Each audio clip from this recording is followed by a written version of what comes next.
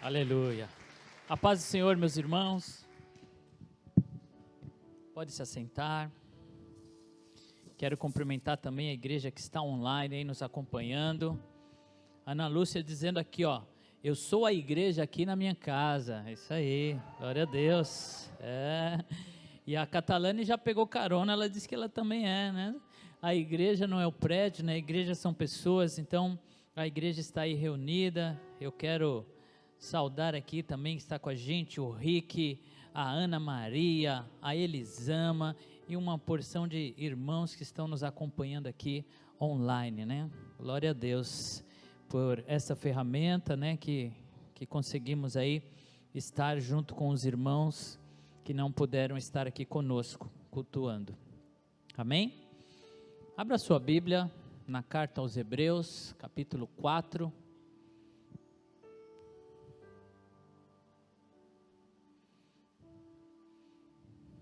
Hebreus capítulo 4, nós vamos ler a partir do verso 14.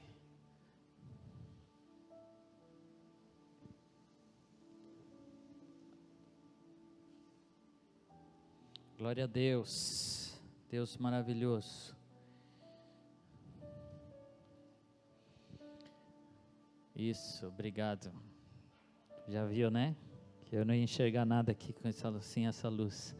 Amém, queridos? Então vamos ler aqui, Hebreus 4, 14, diz assim: portanto, visto que temos um grande sumo sacerdote, que adentrou os céus, Jesus, o Filho de Deus, apeguemo-nos com toda a firmeza à fé que professamos, pois não temos um sumo sacerdote que não nos possa compadecer-se das nossas fraquezas, mas sim alguém que, como nós, passou por todo tipo de tentação, porém sem pecado.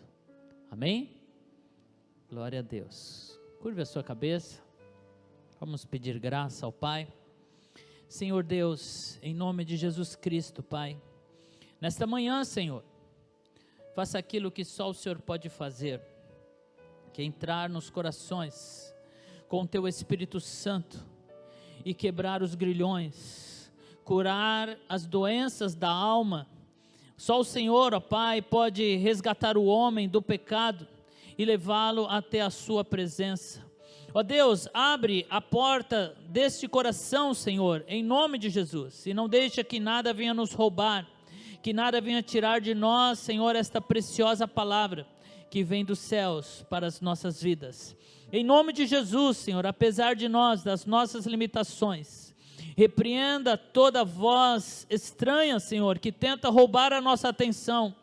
Em nome de Jesus, tudo aquilo que quer nos atrapalhar nesse momento, eu repreendo em nome de Jesus e declaro: a vitória é nossa, em nome do Senhor Jesus. Amém. Glória a Deus. Obrigado, Ed. Pedi um auxílio aqui. Isso, graças a Deus. Eu vou usar uma ferramenta aqui. Por quê, queridos? Porque se a palavra não estiver enraizada no coração, ela se perde. Jesus disse que o semeador, ele saiu a semear a preciosa semente, parte dela caiu à beira do caminho, e vieram as aves e levaram, né? Parte dela caiu nas pedras, parte dela caiu nos espinhos e foram impedidas de crescer, mas uma porção caiu em boa terra. Essa cresceu, né, deu frutos e produziu. A diferença, né, do homem que ouve a palavra de Deus e guarda, Jesus comparou a uma casa que foi edificada sobre a areia, que quando vem a chuva, vem as águas, essa casa não suporta e cai. Mas aquele que ouve a palavra do Senhor e guarda no coração e a pratica, ele é comparado a alguém que cavou fundo até encontrar a rocha e alicerçou-se sobre a rocha. Perceba que, para quem olha, né, as duas casas aparentemente estão sobre areia, porém uma delas, o alicerce foi lançado, cavou até encontrar a rocha e se firmou na rocha. A rocha é Jesus Cristo, querido. Nós temos que estar firmados nele. Por isso, se esforce para gravar a palavra, para que o inimigo não roube de você, para que ela esteja na sua mente. Se a gente compreende a palavra, ela não sai, e aí nós temos um alicerce firme em Deus. Amém? Aqui o escritor aos Hebreus, ele vai nos apresentar Jesus como o grande sumo sacerdote. Alguns estudiosos, eles consideram a carta aos Hebreus como se fosse o quinto evangelho.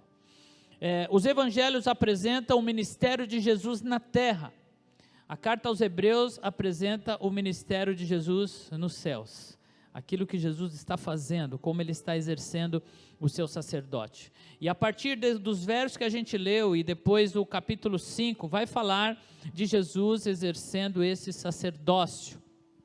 Não um sacerdócio como os homens exerceram, até que Jesus viesse, e mudasse a história.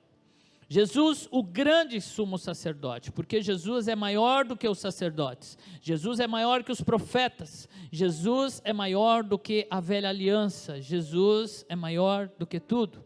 Por isso que é nele que nós nos firmamos em Cristo Jesus. O sacerdócio exercido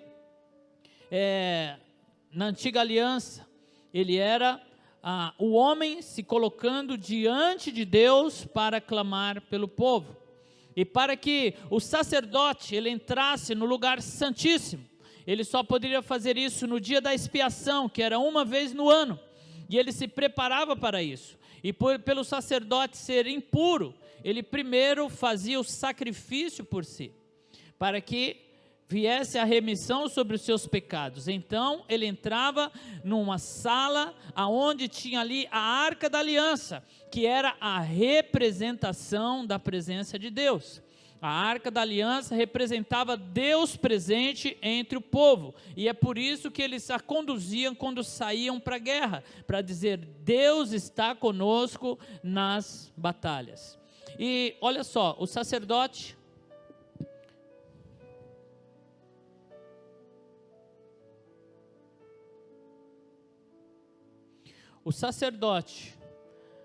depois de ter feito expiação por si mesmo, ele tinha que fazer uma oferta a Deus. Ele vinha e imolava o cordeiro, matava o cordeiro, e agora, com o sangue do cordeiro, ele ia lá no lugar santíssimo para apresentar a Deus as petições do povo, apresentar os pecados e pedir a Deus perdão. Então, o sacerdote precisava da oferta para depois se achegar a Deus. Porque Jesus é o grande sacerdote, o grande sumo sacerdote, porque o sumo sacerdote já era o chefe do sacerdote, já era a autoridade maior que conduzia o culto a Deus, e Jesus é o grande sumo sacerdote. Por quê? Porque Jesus, ele é o sacerdote, Jesus é a oferta, e Jesus é Deus, Jesus. Por isso que ele disse: eu sou o caminho, a verdade e a vida. Jesus é ao mesmo tempo sacerdote, oferta e Deus. É ele quem oferece o holocausto, ele é o holocausto e é ele quem recebe. Ele é Deus, por isso não há nenhuma interrupção. Jesus, ele leva a petição, e é ele mesmo que do outro lado aprova a petição. Um dia desse eu fui na padaria, pedir um pão, e a moça me atendeu ali no balcão. Eu peguei os pães, a gente se virou, fomos. Quando eu cheguei no caixa, a mesma moça, ela tinha saído e estava atendendo no caixa. Eu falei: nossa, moça, é igualzinha a outra que me vendeu o pão. Na verdade era a mesma pessoa, Então é assim que Jesus faz. É Ele quem está aqui e é Ele quem está lá. Ele é o caminho, Ele conduz. Entenda isso, querido. Jesus, o grande sumo sacerdote. Por isso que diz lá no texto, cheguemos diante dele com ousadia, sem temor. Por quê? Porque Jesus está fazendo o caminho, ele está fazendo a ponte. Hoje nós temos esse canal para com Deus, nós temos aquele que ouve, que está conosco, que conhece, e é o mesmo que vai diante de Deus levar para ele as nossas petições. Jesus, o grande sacerdote, porque Jesus, o texto diz que Jesus tem algo peculiar aqui. Olha só, o verso 15 diz assim: pois não temos um sumo sacerdote que não possa compadecer-se das nossas fraquezas, mas sim alguém que, como nós, passou por todo tipo de tentação, porém sem pecados. O que o texto está dizendo? Olha, você não tem alguém que desconhece a sua dor, você não tem alguém que desconhece o que é viver nesta vida, você tem um sumo sacerdote que, sendo Deus, se esvaziou-se e veio morar entre nós, viver como nós. Jesus, não sei como foi que Maria concebeu do Espírito, mas eu entendo que Jesus foi o espermatozoide que fecundou o óvulo. Então Jesus se tornou tão pequeno e fecundou o óvulo de Maria, e ali ele foi gerado e cresceu como um homem, sujeito à mesma sensibilidade, as dificuldades de uma gestação. Jesus passou por tudo isso. Então Jesus sabe, desde o momento em que você foi concebido, ele sabe todo o processo. Jesus passou o mesmo processo que você, e aqui diz que ele passou por todo tipo de tentação. Tudo aquilo que você experimenta como homem, como mulher, suas dificuldades, os sentimentos que você tem, a Bíblia diz que Jesus conhece todos eles. Ele conhece, ele sabe o que você vive dia a dia. Isso é empatia. Empatia.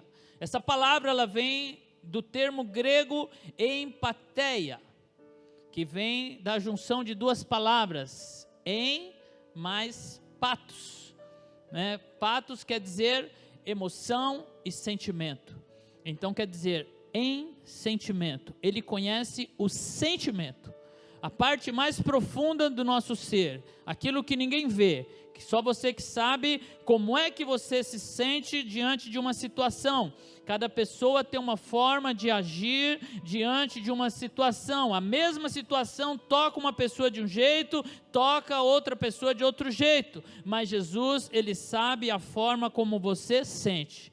Ele entende como você sente. Por isso que diante de Deus, ele é a maior representação que temos.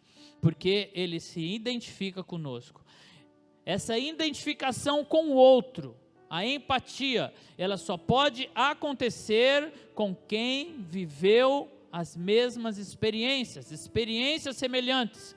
Vivendo uma experiência semelhante, aí sim nós conseguimos ter empatia, conseguimos perceber como é que está o outro.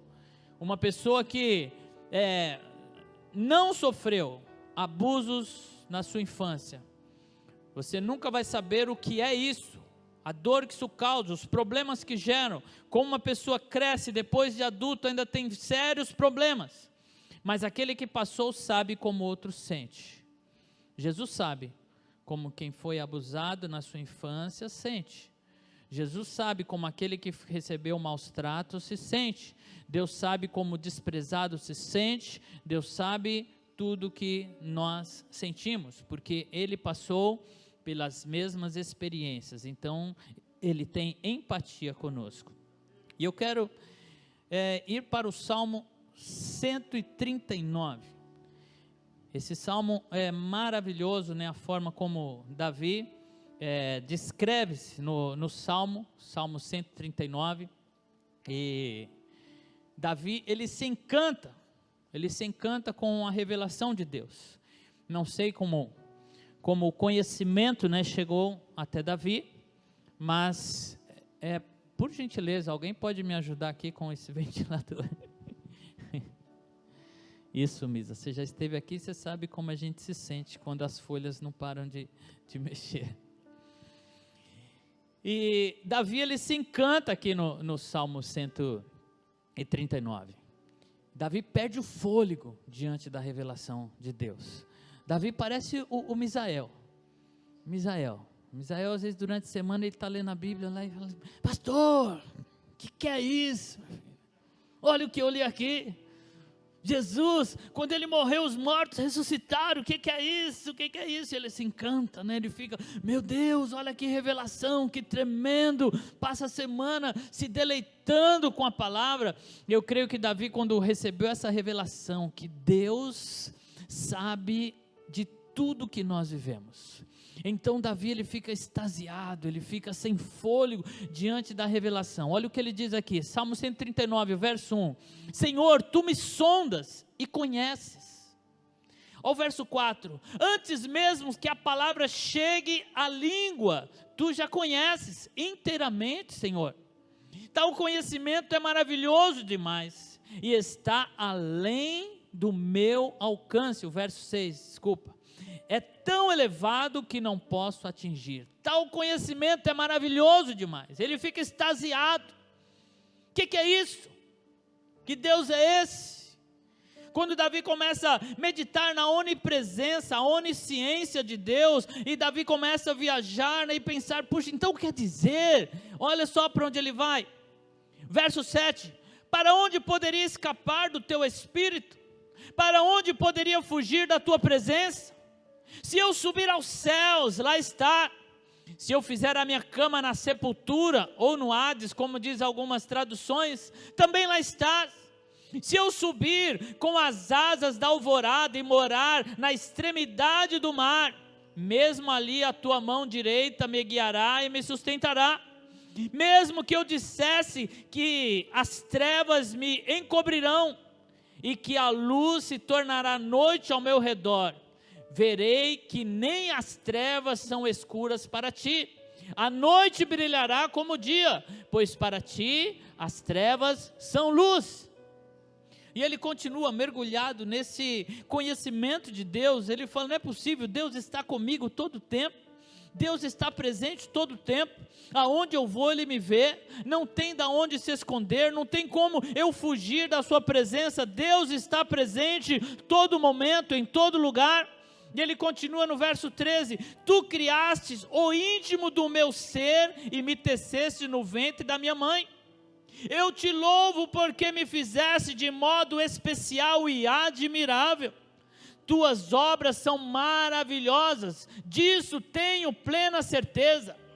Meus ossos não estavam escondidos de ti, quando em secreto fui formado, entretecido, como nas profundezas da terra. Os teus olhos viram o meu embrião. Todos os dias determinados para mim foram escritos no teu livro, antes de qualquer deles existir. Isso é maravilhoso.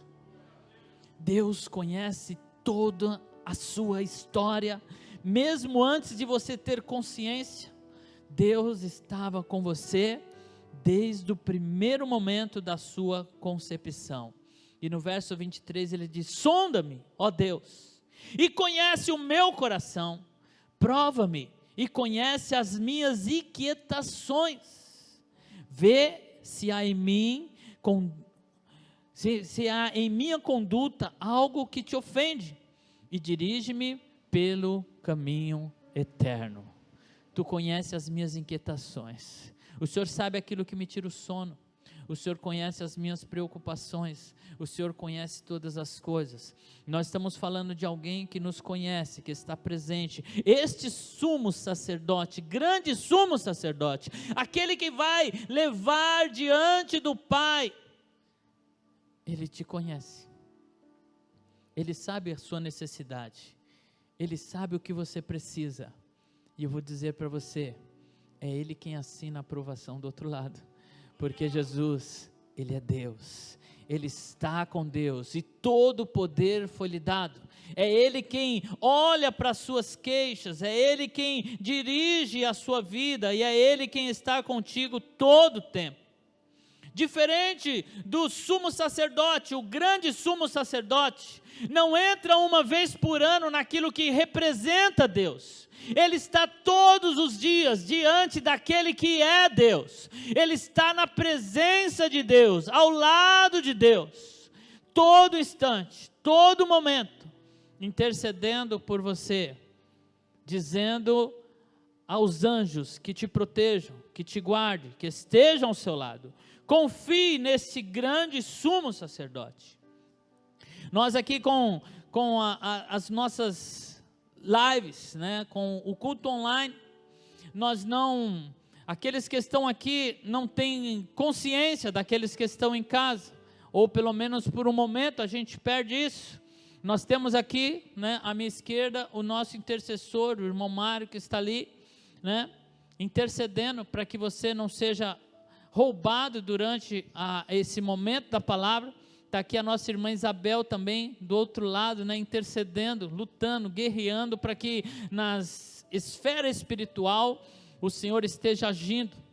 E ontem eu recebi uma ligação da Sueli, ela muito feliz, falando assim: olha, a irmã Adélia, a pastora Adélia me ligou aqui e me convidou para fazer parte do grupo de intercessão.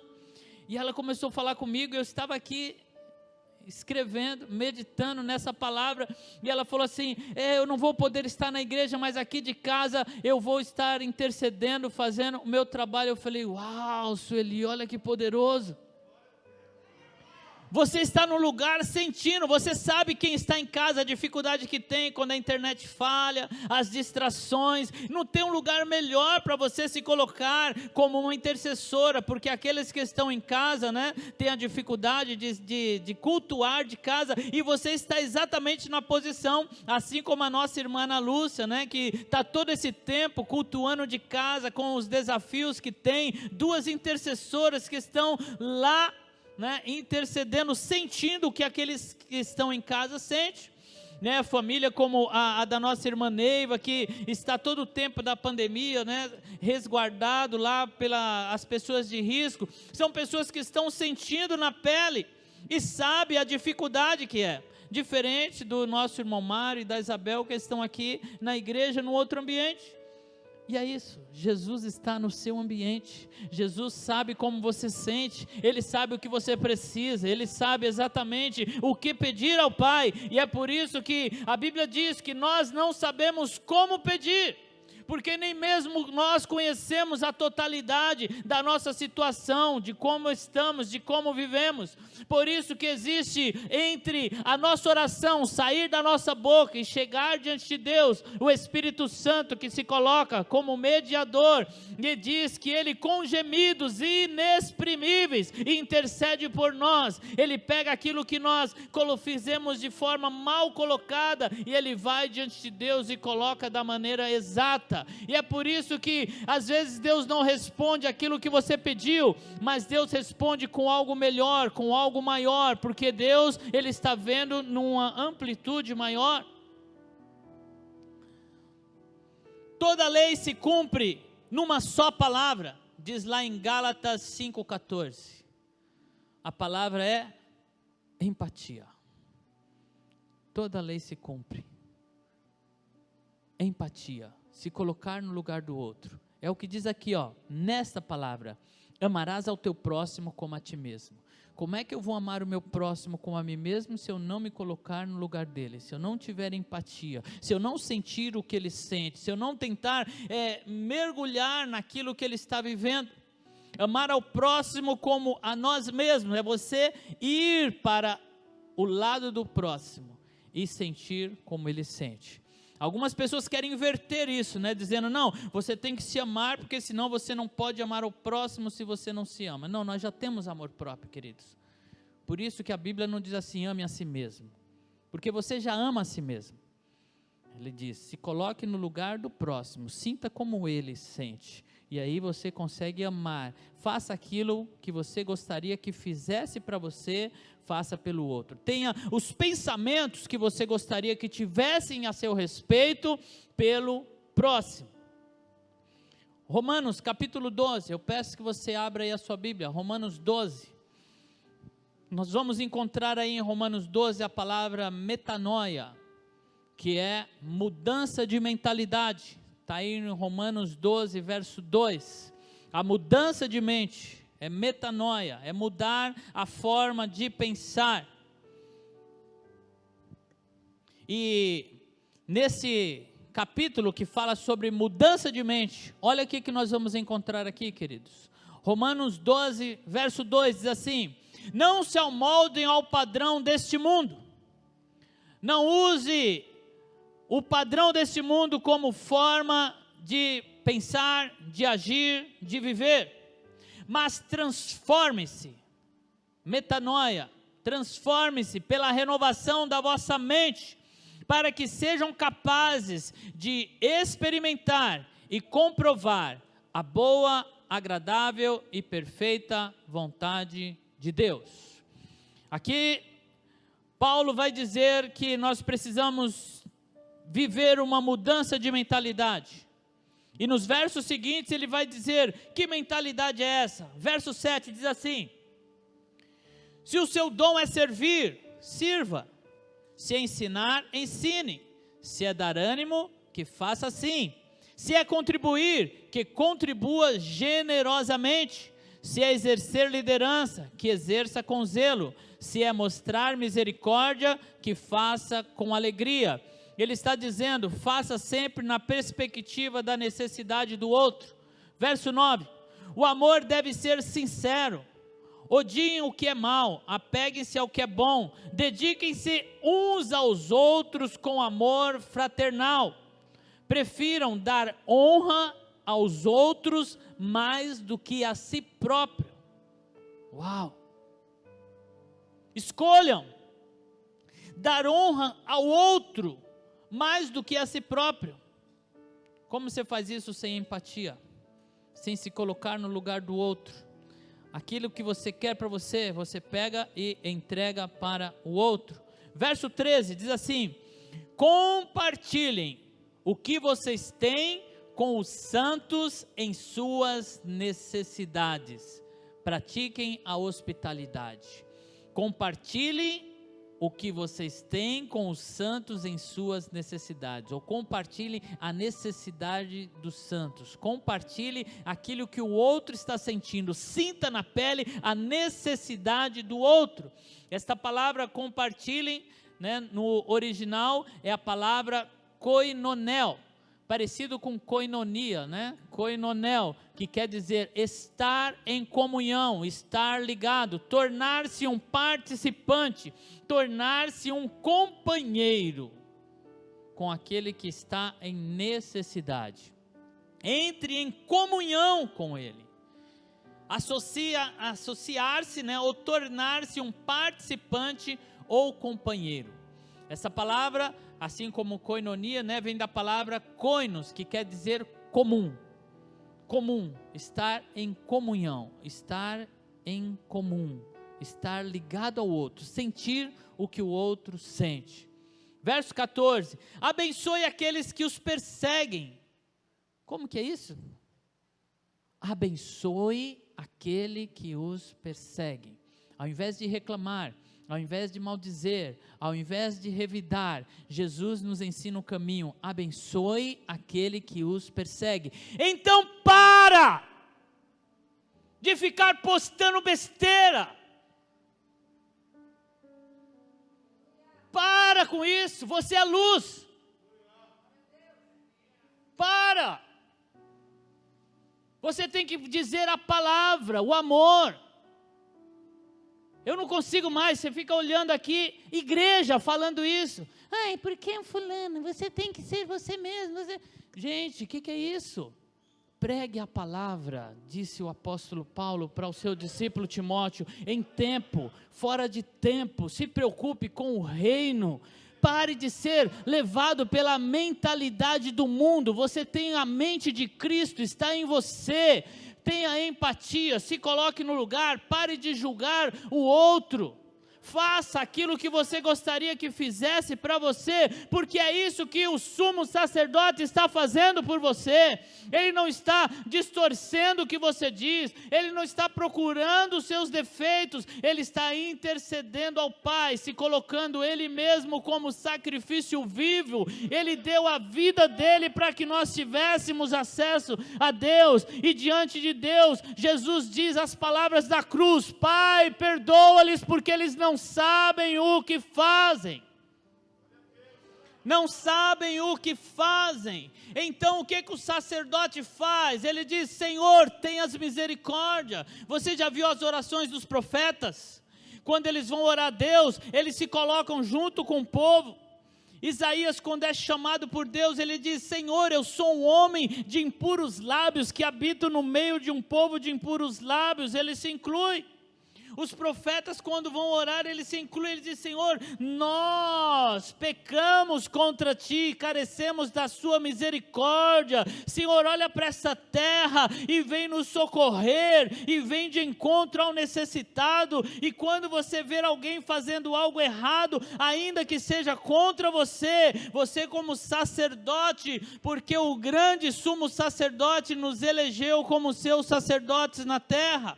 E a nossa função é dizer: Pai, tenhas misericórdia desta terra, desta geração que está se perdendo todos os dias. Senhor, olhe para nós e nos socorre, porque nós precisamos de um Salvador. O verso 16 diz assim: tenham uma mesma atitude uns para com os outros, não sejam orgulhosos. Olha que poderoso, queridos. Isso é a palavra de Deus, querido. E a palavra de Deus, ela será o nosso juiz. Jesus disse que a palavra será o nosso juiz. Olha o que diz aqui: mas estejam dispostos a associar-se a pessoas de posição inferior. Esteja disposto a associar-se a pessoas de posição inferior. O que é isso? Meu Deus! Todas as vezes que você considerar alguém menor, todas as vezes que você considerar alguém indigno, todas as vezes que você olhar para alguém e ver que ele não está indo bem, a Bíblia diz: se associa a ele no pecado? Não. Tome a dor dele, veja como ele está, e como sacerdote, você na posição dele, você diz: Senhor, tem misericórdia, Senhor, nós precisamos de Ti. Foi isso que Jesus fez. Natanael, ele se encontra com Felipe, ou melhor, Felipe se encontra com Natanael, e ele diz: encontrei o Messias, o mais esperado. E eu creio que Natanael se enche de alegria. O Messias chegou, num tempo difícil, o Messias chegou, e ele fala: quem é ele? E aí Felipe diz: Jesus de Nazaré. E olha o que Natanael fala, João 1,46, Nazaré? Pode vir alguma coisa boa de lá? Preconceito, julgamento. Nenhum profeta tinha vindo de Nazaré. Nazaré é uma terra desprezada, porque uma região onde havia um mesclado de pessoas, havia ali prostitutas, havia ali os mercadores que vinham de outro lugar, uma terra desprezada. Quem queria se associar com Nazaré? Olha como estava o nível. Nazaré não, esquece, esse não é Messias, não pode ser, porque de Nazaré.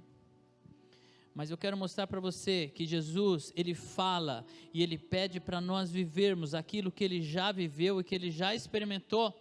Quando o texto diz: associe-se a pessoas inferiores, olha o que Jesus fez. Mateus 2,23 diz assim: e foi viver numa cidade chamada Nazaré. Assim cumpriu-se o que fora dito pelos profetas: ele será chamado Nazareno. Jesus fez uma escolha. Ele não foi morar em Belém, aonde ele nasceu e de onde todos esperavam que o Messias viesse.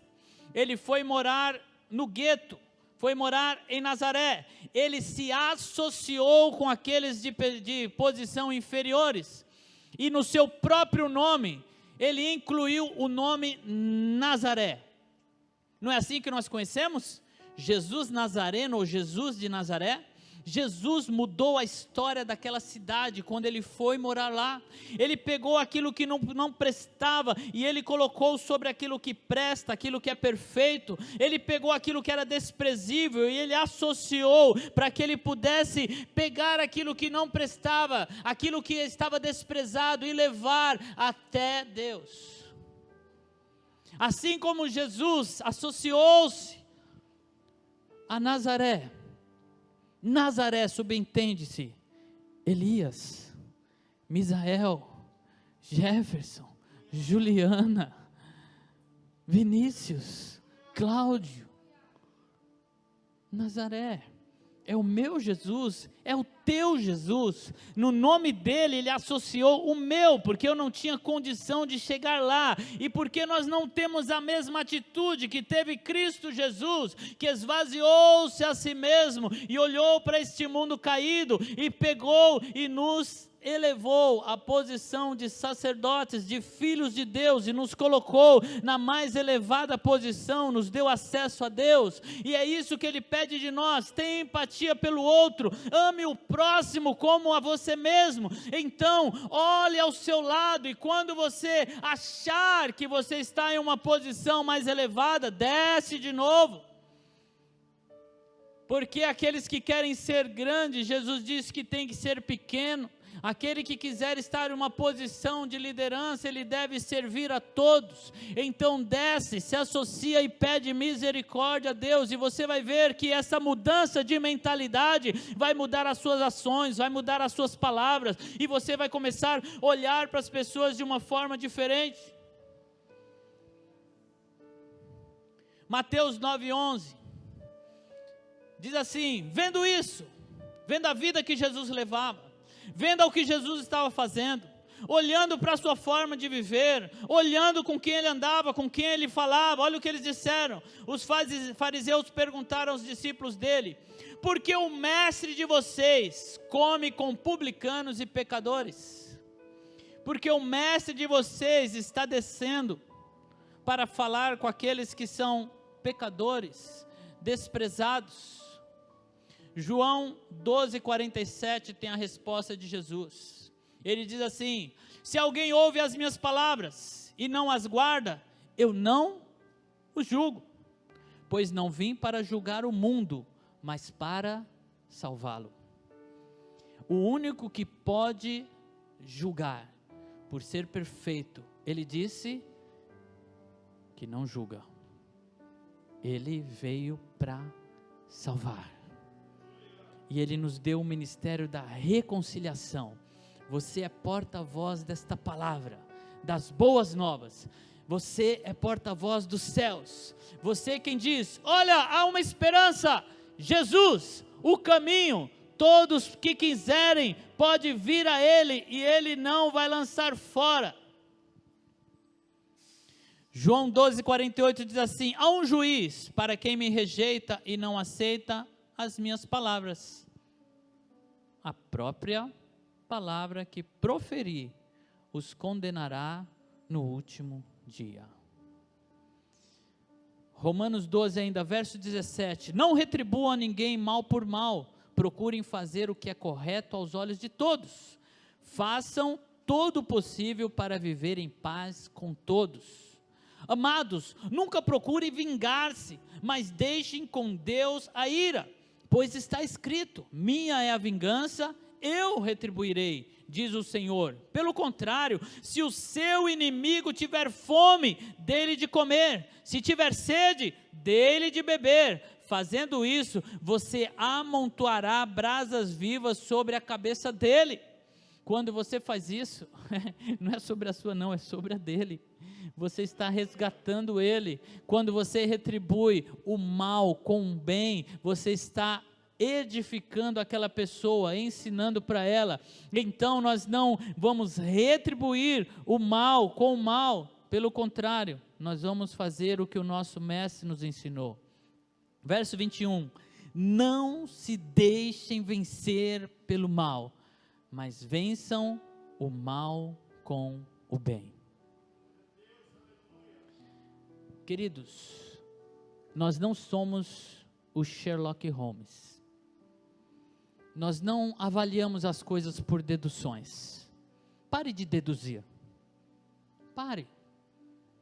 A pessoa não me cumprimentou. Ela está com raiva. Pare de deduzir. Se coloque no lugar dele. Você já pensou que ele poderia estar distraído? E se ele não te cumprimentou, você percebeu que você também não cumprimentou ele? Da forma como nós julgamos, nós seremos julgados. Pare de deduzir. Deduzir é o ato de concluir. Olha que como é forte isso, queridos.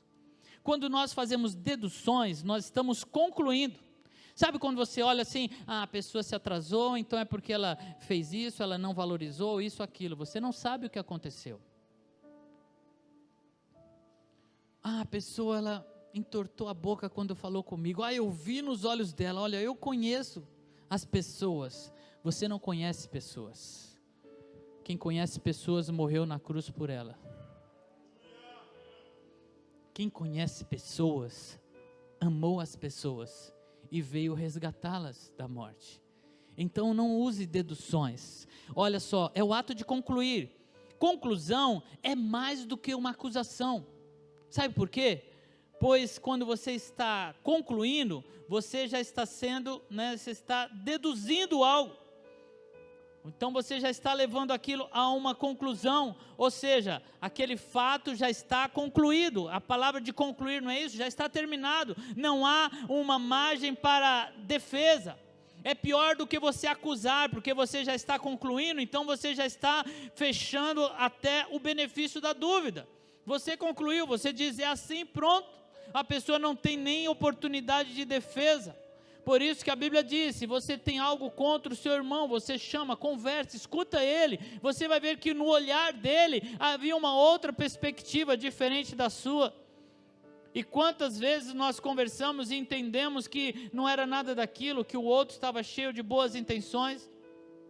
Nós aconselhamos casais, e a maioria das vezes os problemas é falta de comunicação.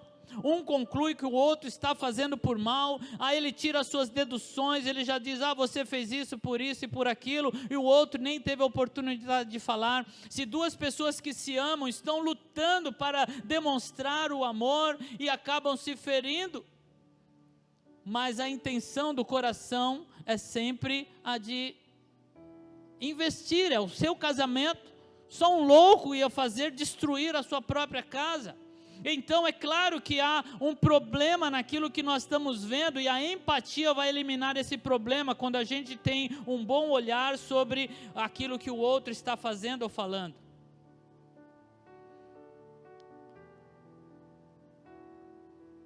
A partir de uma dedução, o povo de Israel estava a ponto de viver uma guerra civil, porque a tribo de Ruben foi lá e construiu um altar, e eles falaram, estão deixando a Deus, e se reuniram para ir batalhar. Se alguém não tivesse parado para perguntar, eles teriam se matado uns aos outros. E aí quando perguntaram, eles falaram, não, a gente fez isso aqui, para a gente sempre se lembrar, e para vocês não esquecer que nós também somos parte desse povo. A gente deixou esse altar aqui, que é para vocês saberem que a gente conhece o altar que está aí o lugar que nós vamos adorar. Era totalmente oposto. Apaziguou-se a guerra, porque alguém resolveu perguntar o que o outro estava pensando. Quantas vezes nós saímos à guerra simplesmente por deduções, baseado em deduções. O outro fez, ele pensou, então é assim. Provérbios 18:13 diz assim, o que responde antes de ouvir, comete estutícia, ou estupidez, que é para a sua própria vergonha. Mateus 6:22, coloque de pé, queridos, eu já estou concluindo. Olha o que Jesus ensinou, olha que poderoso. Jesus está dizendo assim, olha, eu vou ensinar o segredo para vocês. Eu vou ensinar como é que os meus olhos olham para a humanidade. E aí Jesus ensina esse segredo. Mateus 6:22, olha o que Jesus diz. A candeia do corpo são os olhos, ou a sua percepção. Quando ele diz olho, ele está dizendo ouvidos, a forma como você percebe, a forma como você vê. A candeia do corpo são os olhos, de sorte que se os teus olhos forem bons, todo o teu corpo terá luz. Se os seus olhos forem bons, todo o teu corpo terá luz. Se você arriscar uma boa percepção do outro, se você arriscar dizer que o outro não fez com má intenção, se você pegar e mudar a sua ótica e tentar encontrar algo de bom no que o outro fez, a Bíblia diz que todo o teu corpo terá luz, você receberá luz. Ah, e se não for isso?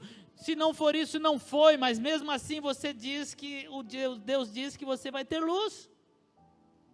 Mas e se o outro fez por mal? Não interessa, olhe com bons olhos e você vai ter luz, você vai lucrar.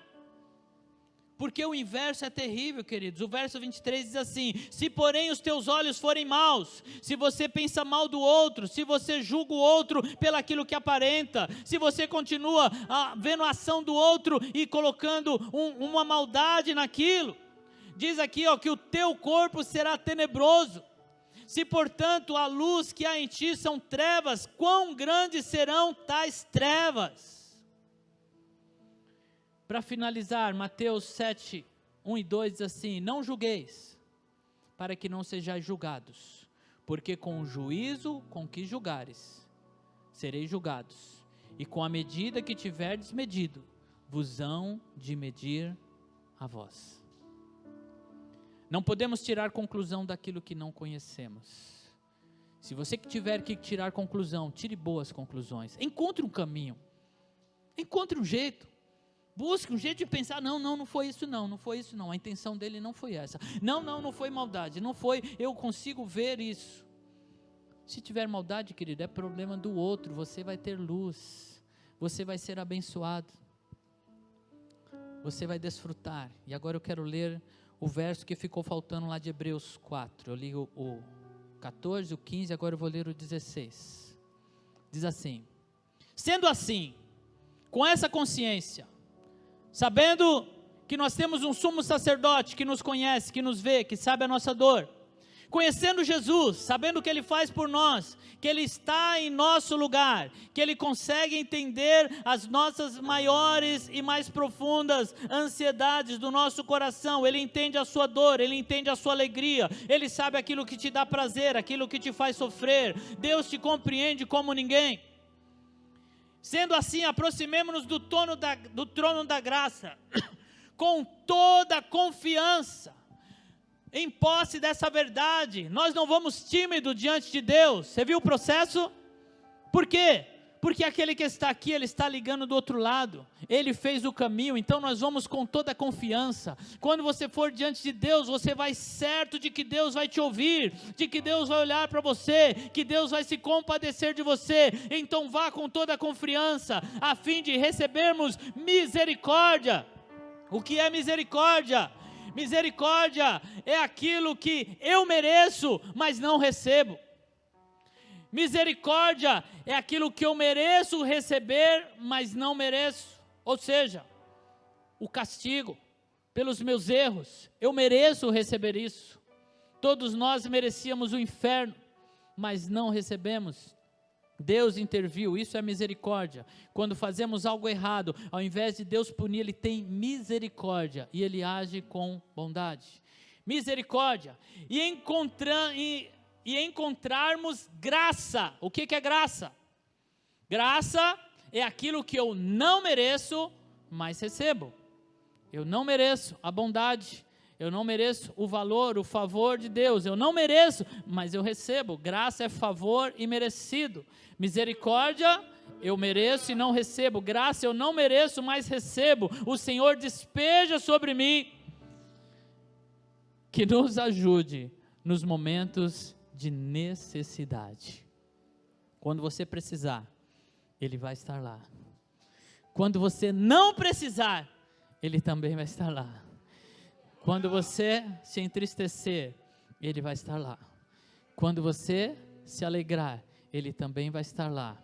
E Ele estando lá, Ele estando contigo, Ele também estará lá com o Pai, e Ele vai fazer fluir a nossa vida com a vida de Deus, nos tornando um com Ele. Nós nos tornamos um com Cristo, nos tornamos um em sua morte, em sua ressurreição, e nos tornamos um com o Pai. Então se alegre nessa esperança. Deus te ama, Ele enviou o Salvador, o grande sumo sacerdote. Você não está sozinho nessa, Jesus está contigo, Ele está vendo todo momento o que você está passando, e você pede: Senhor, muda isso. Sabe por que Ele não muda? Porque Ele entende que a situação ainda é melhor como está, porque Ele conhece todas as coisas e Ele te ama. Aquele que pode mudar todas as coisas, se Ele não mudou, é porque é melhor ainda do jeito que está. Deus está trabalhando para concluir a sua obra. A Bíblia declara que aquele que começou a boa obra na sua vida, Ele é poderoso para cumprir, para concluir. Ele não vai te deixar no meio do caminho, Ele não vai te largar num canto, Ele vai te levar até o final, porque Ele prometeu que faria isso. Querido Deus, estamos aqui, Senhor, diante desta verdade. Senhor, estamos buscando a rocha, para que a nossa casa não caia no meio da tempestade. Estamos aqui, Senhor, buscando os Teus valores, porque é eles que nos rege, é Ele que nos mantém firme. Porque tudo nesse mundo um dia vai passar, mas a Tua palavra não passa. A Tua palavra é fiel, vale sim,